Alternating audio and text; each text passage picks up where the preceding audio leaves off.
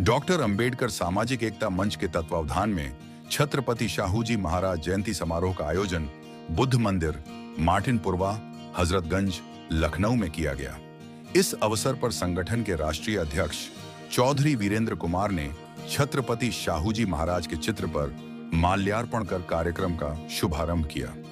इस अवसर पर सुरेंद्र कुमार, माया देवी, आशीष कुमार, अभिनव चौधरी, गरिमा, निहारिका सहित तमाम लोग उपस्थित रहे। अपने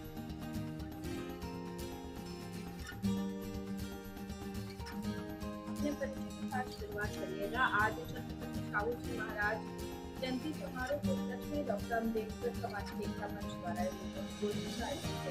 क्या कुछ कहना चाहेंगे?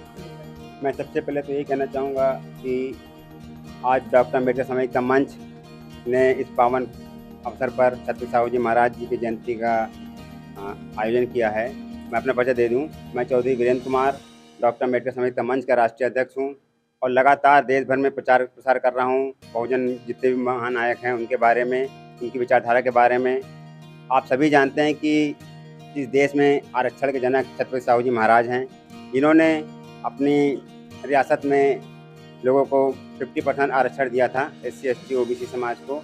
तो कहीं ना कहीं आरक्षण के जनक छत्रपति शाहूजी महाराज हैं। इस काम को आगे बढ़ाया है हमारे बाबा साहब डॉक्टर भीमराव अंबेडकर जी ने, जिन्होंने संविधान में अधिकार दिया है वंचित वर्गों को आरक्षण का। साथ ही साथ बाबा साहब ने पूरे देश के लिए अच्छे काम किए हैं, अच्छे अधिकार दिए हैं। तो मैं चाहता हूं कि इस विचारधारा को जन जन तक पहुँचाया जाए। साथ ही साथ मैं ये भी कहना चाहता हूं कि आज जो लोग संविधान बदलने का प्रयास कर रहे हैं उनको ध्यान देना चाहिए कि ये देश संविधान चल रहा है और साथ ही साथ इस देश में संविधान से एक शांति व्यवस्था स्थापित हो रही है। इसलिए इस देश में संविधान ही लागू होना चाहिए, अन्य कोई संविधान नहीं लागू होना चाहिए।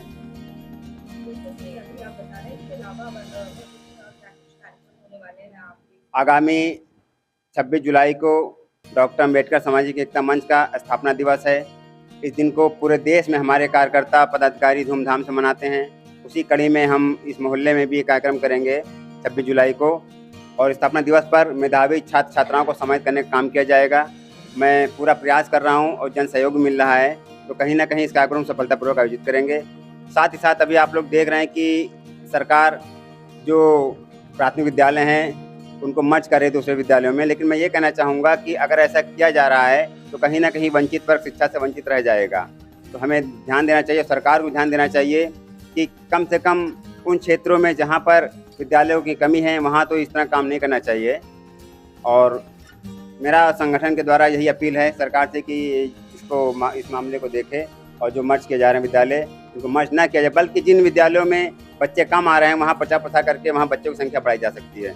क्योंकि जो लोग संपन्न हैं वो तो अपने बच्चे को प्राइवेट स्कूल में पढ़ा लेंगे, जो लोग वंचित वर्ग के लोग हैं, निर्धन हैं, वो अपने बच्चों को कैसे पढ़ाएंगे? कहीं ना कहीं ये वंचित वर्ग का समाज शिक्षा में पीछे हो जाएगा।